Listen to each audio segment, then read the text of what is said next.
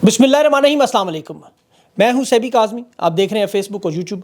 29 सितंबर इतवार का दिन है। पहला वीलॉग आपके सामने अहम खबरें जल्दी से रखूं। ये बड़ा अहम वीलॉग है, ज़रा गौर से इसे समझने की कोशिश कीजिएगा। बड़ी अहम खबरें हैं, मामलात हैं।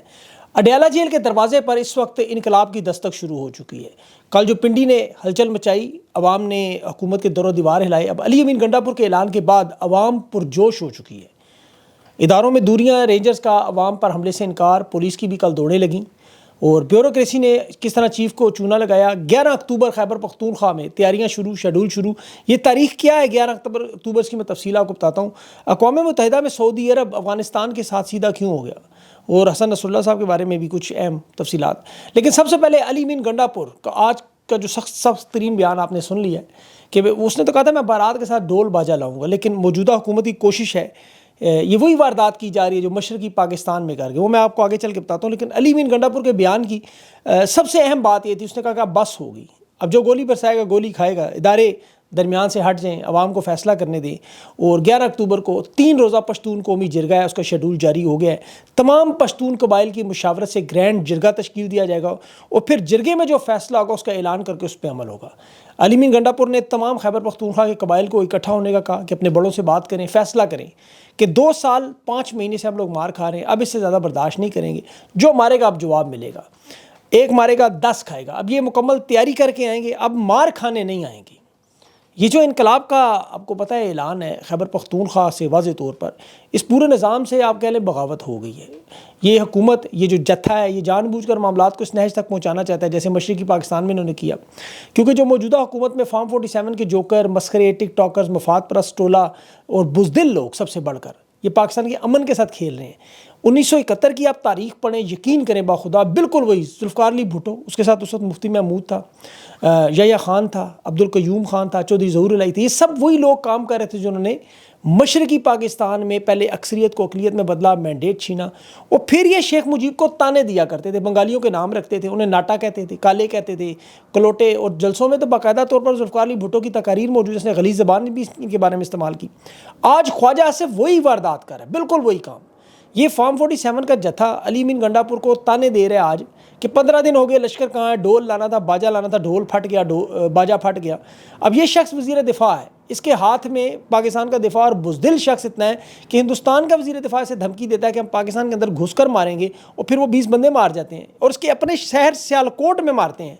इसकी इतनी जुर्रत नहीं होती कि उसका नाम लेके अक़वाम मुत्तहिदा में तकरीर कर देता। जुर्रत नहीं है इसकी इतनी कि ये वहाँ खड़ा होकर अक़वाम मुत्तहिदा में इसराइल का नाम लेके तकरीर चले, वो तो बहुत बड़ी, ये हिंदुस्तान की बात नहीं कर सकता। अली अमीन गंडापुर पख्तूनों पर इनकी चूँकि बदमाशी चलती है, और वो रेमंड डेविस साहब की भतीजी जो है वो गंडापुर के साथ मोए मोए हो गया। मतलब क्या चाहते क्या है, मुझे ये नहीं समझ आ रही। ये क्यों जानबूझकर खैबर पख्तूनख्वा को अलग करना चाहते हैं। और मैंडेट छीना हुआ है उनका, वो ज़ख्मी हैं, उन पर मरहम रखें। ये ऊपर से आंसू गैस की गोलियाँ। वो वज़ीर आला खैबर पख्तूनख्वा आता है पंजाब में, तो कौन सी बड़ी क़यामत है, वो यहाँ के तकरीर करके चला जाता। उसने कौन सा लश्कर ला के हुकूमत गिरा देनी थी, या इमरान खान को जाके अडयाला जेल के दरवाजे खोल के निकाल लेना था। लेकिन ये जो हालात बना रहे हैं, यकीन करें ऐसा होगा, मेरी बात याद रखें। ये चादर चार दीवारी का तकद्दस पामाल हुआ, वो बर्दाश्त कर गए। ये उसने अली अमीन गंडापुर ने खुद कहा कि हुकूमत को ये समझ नहीं आ रही कि ताकत से मसाइल नहीं हल होंगे, ताकत से लोग अलग होते हैं।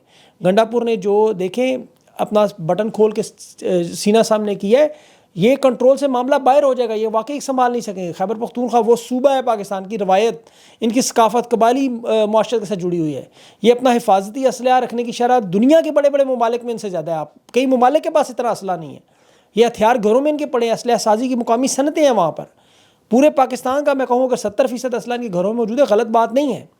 ऐसी सूरत हाल में एक सूबे में पहले से आग जल रही है, उस पर आप पानी फेंकें, उस आग को बुझाने की कोशिश करें, ये उसके ऊपर पेट्रोल फेंक रहे हैं, बार बार तेल फेंक रहे हैं।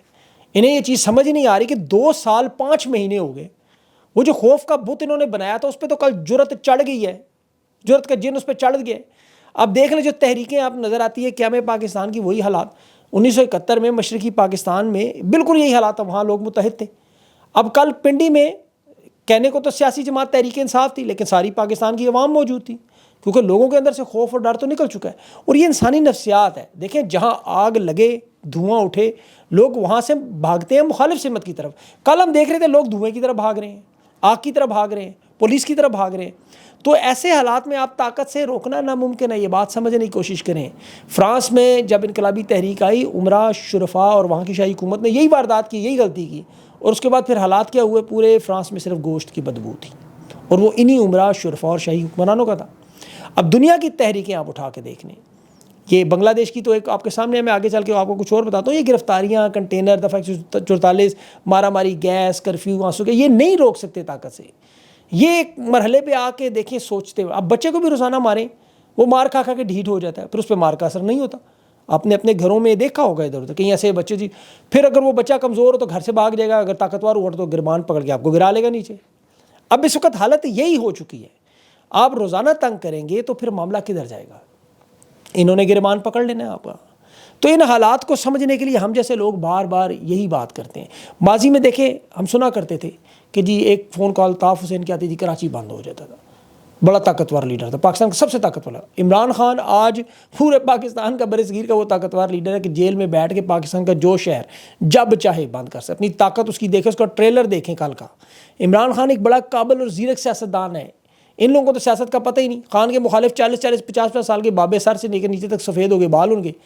ان کے سہولت کار، ان کے فیسیلیٹیٹر، ان کے انویسٹر، ان کے پیچھے ان کے اصل مالک آقا سب کھڑے ہیں، اور وہ اکیلا جیل میں بیٹھا ہے. سب کو یہ سب اس کے سامنے بے بس.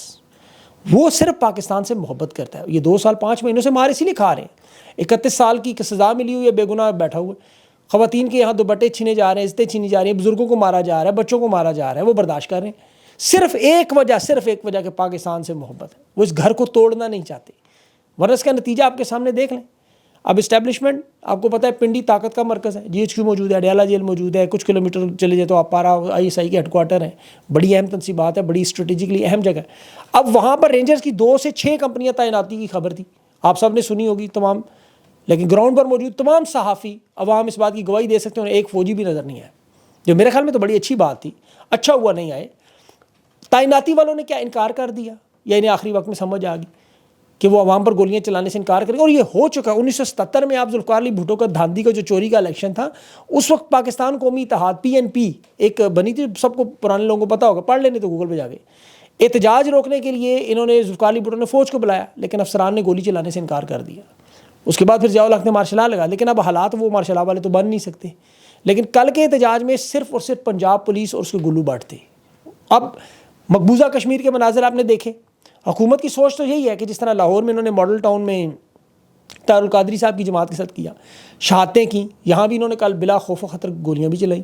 لوگ زخمی بھی ہوئے، کہ لوگوں کی آنکھیں ضائع ہونے کی ویڈیوز آپ نے دیکھی ہوں. بزرگ بچے اس کا شکار ہوئے. اور جس طرح 9 مئی کی جیسی کوئی یہ نہیں لگ رہا تھا کہ واردات کر دیں گے، کچھ اپنے پولیس والے پھڑکا دیں گے اور تحریک انصاف پہ ڈال دیں گے. اب تحریک انصاف نے حکمت عملی سے اس کو ٹال تو دیا. اب پنجاب میں پولیس نے پھر FIRوں کی ایک بھرمار لگا دی. عالیہ حمزہ پہ، سمابیہ طاہر پہ، عامر مغل پہ، وہ راشد پہ، فیاض پہ، بہت سارے لوگ ہیں اس کے، سب پہ دہشت گردی کے پرچے. پنڈی کی پوری کابینہ پہ. اب 9 مئی پہ انہوں نے 20 سے 25 FIR پہلے بھی ہر ایک پہ کی ہوئی ہیں. اس کا تو کوئی فرق انہیں پڑتا نہیں. لوگوں نے فیصلہ کر لیا کہ خان ہمارا رہنما ہے، یہ ناجائز قبضہ غیر قانونی غیر آئینی سے ہم نہیں مانتے. اور ماننا تو چھوڑیں، وہ اب ان سے نفرت اور حقارت کر رہے ہیں، ان کو دھتکارتے ہیں لوگ. اور شہباز شریف کیا کہہ رہا ہے بار بار کہ 9 مئی میں ملوث افراد کو معافی نہیں ملی جب تک وہ دل سے معافی نہیں مانگے. اور حقیقت آپ کو میں بتاؤں، پاکستان کے تمام دانشور، پاکستان سے محبت کرنے والے، انہیں بار بار ہم لوگ کیوں سمجھا رہے ہیں کہ خدا کا خوف کرو، تم اللہ سے معافیاں مانگو. پچھلا 9 مئی تو خود کروایا تھا. یہ عوام اس دفعہ سچ مچ 9 مئی نہ کر دے، پھر کدھر جائیں گے؟ لوگ سر پر کفن باندھ کے گھروں سے نکلے ہوئے. تو انہیں سوچنا چاہیے. میں اگر ان کو سمجھ نہ آئے تو میں 6 انقلاب جلدی سے ان کے سامنے رکھتا ہوں. 6 انقلاب. ایک تو بنگلہ دیش کا دیکھ لیا انہوں نے خود اپنی آنکھوں سے. دوسرا عرب اسپرنگ آپ کو یاد ہوگی، جو تیونس، مصر، لیبیا کی حکومتیں اس میں گر گئیں. پھر کچھ ممالک سارے خانہ جنگی اور سیاسی عدم استحکام کا شکار ہوئے. وجوہات بیٹھ کے دیکھ لیں کہ بے روزگاری تھی، انسانی حقوق کی خلاف ورزی تھی. پھر آپ اس کے پیچھے چلے جائیں 1980 میں ایران کا، جس میں رضا شاہ پہلوی کی حکومت ختم ہوئی. وہاں پہ کیا معاملہ تھا؟ آمریت تھی اور مغرب اس کے ساتھ جڑا ہوا تھا، اور یہاں پر مذہبی قیادت مقبول ہو رہی تھی. اس سے بھی آپ پیچھے چلے جائیں چین کا انقلاب 1949 میں، کمیونسٹ پارٹی ماؤ زے تنگ والا. اس میں کیا ہوا؟ چین بنا. وجہ کیا تھی؟ جاپان کا غیر قبضہ تھا، بدعنوانی تھی، کسان پریشان تھے وہاں. پھر آپ چلے جائیں تھوڑا روس کا انقلاب دیکھ لیں 1917 کا، کمیونزم کا. اس میں بھی کیا ہوا عظیم، وہاں پہ بھی معاشی بحران تھا۔ فرانس کا انقلاب دیکھ لیں، بادشاہت کا خاتمہ ہوا، وہ بھی انسانی حقوق تھے، وہاں پہ جو معاشرے میں عدم مساوات تھی، امیر غریب کا فرق اتنا بڑا ہو گیا، معاشی مشکلات تھیں، غربت، بھوک، اور بادشاہ ننگا ہو چکا تھا، یہ یاد رکھیں، وہ رنا اور ضد میں تھا، مانتا نہیں تھا کسی کی۔ پھر امریکہ کا بھی انقلاب ہے، ایسے ہی آیا 1783 میں، وہ پالیسیاں تھیں وہاں کی، ٹیکس کی پالیسیاں تھیں، ٹیکس لگا دیا ٹھوک کے انہوں نے عوام پہ۔ جو اب میں یہ سارے کے سارے انقلاب جب پڑھ رہا تھا تو مجھے پاکستان میں یہ سارے لوازمات پورے نظر آتے۔ علی امین گنڈا پور کہہ رہے ہیں انقلاب ہم شروع کر رہے ہیں، وہ 15 دن میں 3 مرتبہ پنجاب آیا، لاہور بھی آیا، اسلام آباد بھی آیا، پنڈی بھی آیا۔ اب اٹک کا پل بھی اس نے 2 دفعہ کراس کیا، ڈھول بھی بجایا اور باجا بھی بجایا۔ اب پتہ نہیں کیا بجوانا چاہتے ہیں اس سے۔ 5 اکتوبر کو دوبارہ بھی آ رہا ہے، یہ تانے دیں گے تو وہ سچ مچ بجا جائے گا۔ اسے عمران خان نے روکا ہوا ہے، میں آپ کو حقیقت بتا رہا ہوں، عمران خان نے منع کیا ہوا ہے اسے، یہ حالات مجبور کر رہے ہیں۔ وہ فوجی ٹاؤٹ جو ہے نون لیگ کے مفاد پرست ٹولہ، کل شام تک ان کی شلواریں گیلی تھی کہ علی امین اگر پہنچ گیا تو کیا کرے گا۔ یہ علی امین کا لشکر ہے، اسے خراسان کا نکلنے والا لشکر نہ بنائیں۔ دیکھیں عمران خان کو اللہ نے خیبر پختونخوا کا صوبہ اسی لیے دیا، نواز شریف کو چند گلیاں دے دی تھیں جہاں اس کے گلو بڑھتے صرف۔ وہ 4 کروڑ کا صوبہ ہے، طاقتور لوگ ہیں، 30 سال سے دہشت گردی سے لڑ بھی رہے، شہادتیں بھی دے رہے ہیں، وہ پیچھے ہٹنے والے نہیں ہیں۔ خدا کا خوف کریں، پاکستان پر رحم کریں، سیاست کو سیاست رہنے دیں، ظلم و ستم بند کریں، معاملات کو ٹھیک کریں، خان کی مقبولیت کو تسلیم کریں۔ یہ دیوار پہ لکھا ہوا ہے، نہیں یقین تو کل ہم ٹی وی کا وہ ایوارڈ شو ہوا لندن میں، وہ دیکھ لیں، ایک ہی نعرہ تھا، قیدی نمبر 804۔ کسی گھر، کسی محلے، کسی شہر، گوٹھ، گاؤں، گلی، جہاں مرضی چلے جائیں، کسی کو روک کے راستے میں پوچھیں پاکستان کا رہنما کون ہے، اگر عمران خان کے علاوہ کوئی دوسرا نام آئے تو یقین کریں میں صحافت چھوڑنے پہ تیار ہوں۔ اور انہیں بھی پتہ ہے، لیکن ہمارا کام ہے سمجھانا، بار بار سمجھانا، کیونکہ ہم سب لوگ پاکستان سے محبت کرتے ہیں، ہم چاہتے ہیں کہ پرامن طریقے سے معاملات ختم ہو، کسی ایک معصوم کی جان بھی نہ جائے۔ علی امین گنڈا پور جان بوجھ کر یقین لیٹ کر ہے، بخدا وہ لیٹ جان بوجھ کر آتا ہے، میں آپ کو بتا رہا ہوں، وہ جان بوجھ کر نہیں پہنچتا، اسے پتہ ہے جس دن پہنچ گیا پھر واپسی نہیں ہے۔ تو نہ تنگ کریں، خدا کا خوف کریں، عوام کے مزاج کو سمجھیں۔ عدلیہ کے حوالے سے آپ کو خبریں دوں، کل بڑا اہم دن ہے، بڑا ہی اہم دن ہے۔ 63 فلور کراسنگ کی جو قانون، اس میں قاضی فائز کی عدالت صبح 11 بجے یہ واردات کرنے کی کوشش کریں گے، آئینی ترمیم بدلنے کی، تحریک انصاف کے تمام اراکین آزاد ہو جائیں، اس کے بعد یہ ووٹ ڈال دیں۔ حکومت کو بھی اور باقی تمام ترامیم کرا کے قاضی کی سہولت کاری کریں، عدلیہ پر اپنا قبضہ گروپ ڈال لیں، قانون کو جس طرح مرضی استعمال کریں، ملٹری کورٹس بنائیں، تحریک انصاف پر پابندیاں لگائیں، قاضی کو ایکسٹینشن دیں، آئینی عدالت بنائیں، انسانی حقوق دبائیں، مسنگ پرسن کی کیس کا جو معاملہ ہے وہ دبا لیں، عدالتوں کے اختیار ختم، یہ سارا معاملہ کر لیں۔ لیکن کل پنڈی نے ان کو تھوڑا سا بدلا ہے، یہ یاد رکھیے گا۔ بڑی خطرناک ہولناک قسم کی ترامیم جو پاکستان میں لانا چاہتے ہیں، جو پاکستان کی بنیادیں ہلا دیں گی، لیکن کل جو پنڈی کے لوگ میں کہہ رہا ہوں نکل آئے نا، اس سے اب انہیں تھوڑا سا خطرہ پڑا ہے۔ مجھے لگتا ہے کہ قاضی کے ایک دفعہ کان کھلے ہوں گے۔ تحریک انصاف کا دیکھیں جو لائے عمل ہے، 3 شہروں کا احتجاج، یہ احتجاج بڑا خطرناک ہوگا، میں آپ کو بتا رہا ہوں، کیونکہ تحریک انصاف کو یہ خبر مل چکی ہے کہ 63 میں یہ واردات کر سکتے ہیں۔ یہ علی امین گنڈا پور نے بڑا سوچ سمجھ کر کیلکولیٹڈ بیان دیا، اور عدلیہ کے ججز بھی دیکھ رہے ہیں، اداروں کے اندر لوگ بھی بیٹھے ہوئے دیکھ رہے ہیں۔ پھر جو صحافیوں کے ساتھ کل ہوا، ان کے اپنے صحافی، حکومت کے جو صحافی ہیں، انہیں بھی رگڑا لگا کے بیچ میں، تو اب لوگوں کو اندازہ ہو چکا ہے، عوام کو پتہ چل چکا ہے کہ یہ کسی کے نہیں ہے۔ تحریک انصاف کی کل کی کامیابی سے عدلیہ کے ججز کو حوصلہ ملا ہے کہ اگر آئینی عدالت بنی، سپریم کورٹ کو ختم کیا، تو یہ عوام نکل کر یہ نظام رہنے نہیں دیں گی، اور پھر یہ نظام نہ رہا تو پھر ایکسٹینشن کس کو کھیلیں گے، کس کو مدت ملازمت توسیع دیں گے۔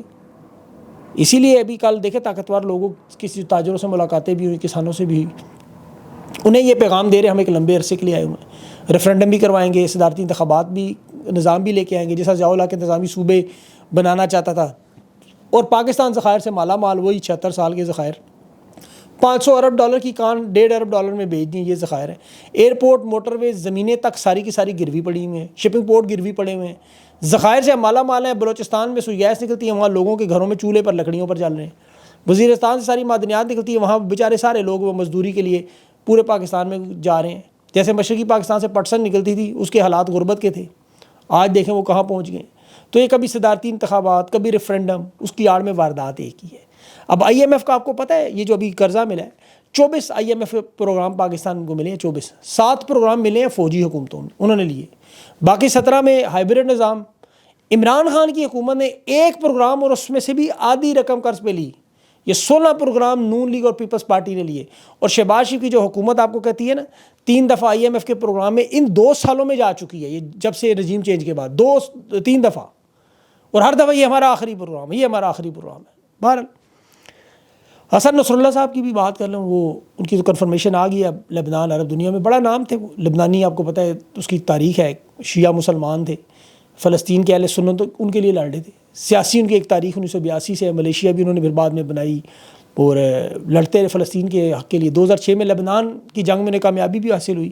اب یہ مسلمانوں کی بے بسی ہے، 14 منزلوں پر مشتمل ہیڈ کوارٹر، 2000 پاؤنڈ کے بم پھینک کے 84 نمبر لیا میٹ کر دے، کسی حکومت کی جرت نہیں، اسلامی ممالک کے رہنما بات نہیں کر سکتے، بلکہ اقوام متحدہ میں سعودی وزیر خارجہ تقریر کیا کر رہے تھے کہ افغانستان کی جو حالات ہے، صورتحال، وہ جنگجو گروپوں کے لیے سازگار ہے۔